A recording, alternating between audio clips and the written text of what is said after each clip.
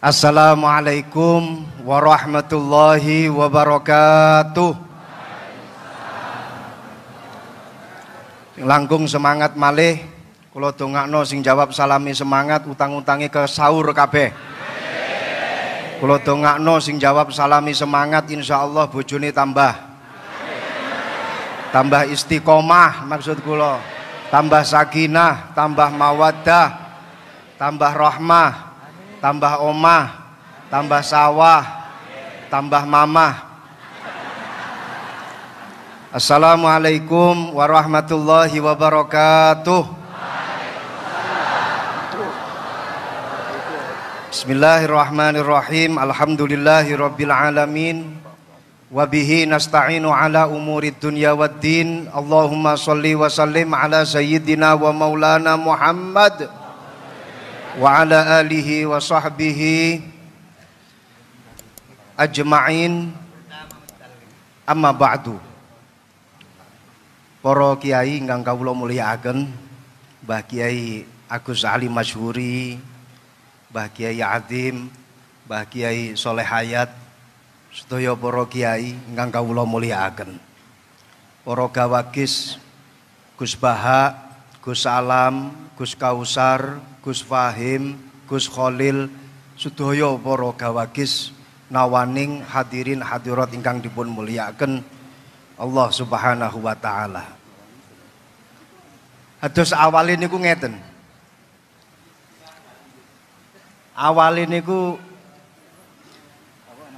kemarin itu ketika rapat kita ini oyo-oyoan. Siapa yang jadi pembandingnya Gus Baha? Dan siapa yang jadi moderatornya Gus Baha? Pokoknya tetap pematerinya itu harus dua. Satu pembanding, satu pemateri. Ini karena Gus Kausar waktu rapat kemarin gak ikut. Akhirnya saya milih, saya siap jadi moderator. Saya kok mau dibandingkan sama Gus Baha, sorry.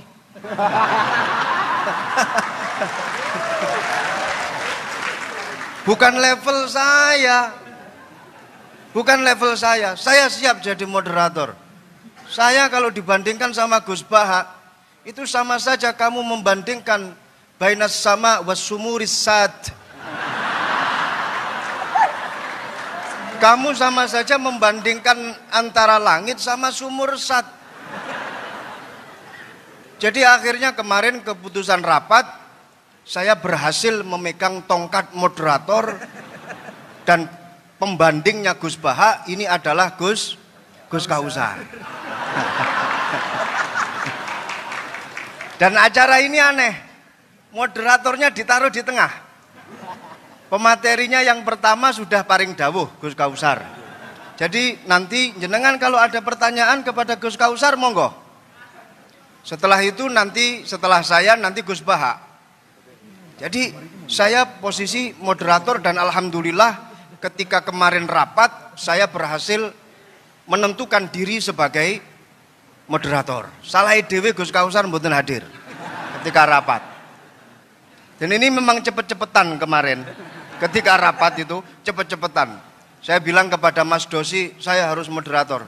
Bukan bandingan saya itu Gus Baha. Sorry.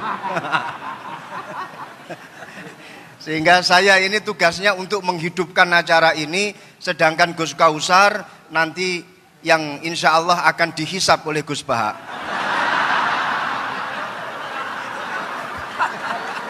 Saya jadi teringat. Tepuk tangan untuk Gus Kausar nggak apa-apa. Saya jadi teringat di dalam kitab Yaqutun Nafis, Syarah Yaqutun Nafis. Itu ada satu cerita yang ditulis oleh Al-Habib Ahmad Umar Asyatiri. Habib Ahmad bin Umar Asyatiri ini diperintah oleh gurunya Al-Habib Abdullah bin Umar Asyatiri. Habib Abdullah Asyatiri romonipun Al-Habib Salim Asyatiri, Al-Habib Hasan Asyatiri. Beliau nulis kitab Yaqutun Nafis. Kitab ini disyarahi oleh putra beliau yang bernama Muhammad bin Ahmad Asyatiri. Di situ beliau menceritakan ada seorang sayyid ini punya dua amat. Suatu ketika dua amat itu diajak tidur bersama. Amat, saya tidak akan menjelaskan amat itu apa dan apa yang dilakukan oleh sayyid dengan kedua amat itu. Tapi yang jelas ini bukan kasus milkul yamin yang ada di Jogja, lain. Ini dua amat betul-betul difungsikan oleh seorang sayyid tadi itu. Ketika dua amat itu sudah tidur di samping kanan kiri si sayyid, amat yang sebelah kanan itu berusaha menghidupkan apa yang sebelumnya itu masih tidur. Enggak usah saya sebut. Setelah yang mati sebelumnya itu hidup, amat yang satunya yang sebelah kiri itu langsung naik ke atas dan menikmati yang sudah hidup tadi itu. Akhirnya kedua amat itu berdebat. Kamu kurang ajar, kok sudah bisa memakai padahal saya yang menghidupkan. Di dalam bab Ihyaul Mawat, barang siapa yang menghidupkan bumi yang masih mati, maka dia berhak untuk SHM. Berhak untuk punya surat hak milik itu. Amat yang kedua bilang, nggak bisa. Di dalam babus soed, kalau kita sedang berburu, siapapun yang berburu, tapi kalau dia yang mengenai sasarannya, maka dia yang menikmati. Nah, ini kedua amat berdebat. Yang satu dengan hujah Ihyaul Mawat, yang satu dengan hujah babus soed. Dua-duanya kemudian eker-ekeran. Dan alhamdulillah si sayyid paham dengan bahasa fikih, paham dengan pembahasan fikih. Alhamdulillah kedua amat tersebut kemudian dibebaskan, dimerdekakan oleh si sayyid. Nasib saya dengan Gus Kausar sama. Saya yang Ihyaul Mawat, beliau yang soed. Saya yang menghidupkan, beliau nanti yang menikmati Gus Baha.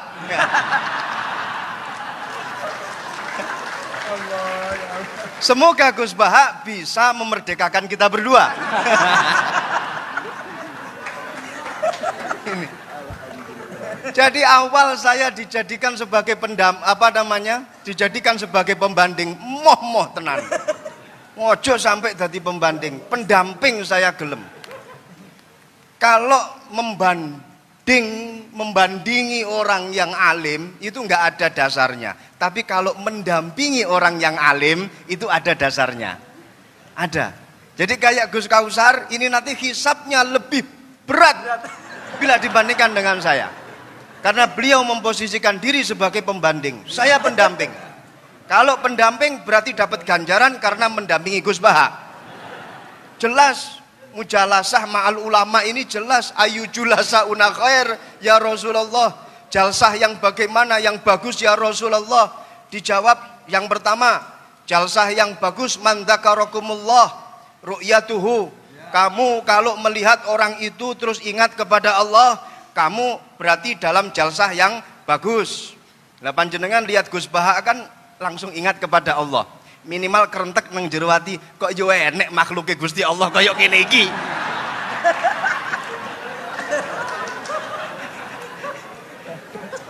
Yang kedua, dawuhnya Rasulullah, man zada fi ilmikum mantikuhu. Jadi lek ngrungokno omongane Gus Baha mesti tambah ilmune. Apa maneh Gus Baha itu kalau ngomong itu mesti diwolak-walik. Masya Allah, sehingga memberikan angin segar kepada kita ketika kita pada posisi yang terpepet. Beliau itu saya ingat ketika beliau dawuh masalah medsos, yang Gus Ghafur itu bilang kita jangan sampai menjadi objek korban medsos. Gus Baha malah berpikir sebaliknya. Kata siapa kita menjadi victim dari medsos? Kita ini yang punya peranan untuk mengatur medsos. Jadi sebenarnya kita ini subjek, bukan objek. Nah, ini pemikiran Gus Baha selalu dibolak-balik seperti itu. Sampai-sampai bojo sing sering diseneni karo bojo wedok dibela sama Gus Baha. Ada itu di dalam YouTube-nya. Iya itu. Jadi laki-laki yang sering dimarahi oleh istri sebaiknya diam, nikmati saja, minimal pakai kili kuping itu sudah selesai semuanya. Itu dibela sama Gus Baha. Dan ini memang pengalaman pribadi Gus Baha.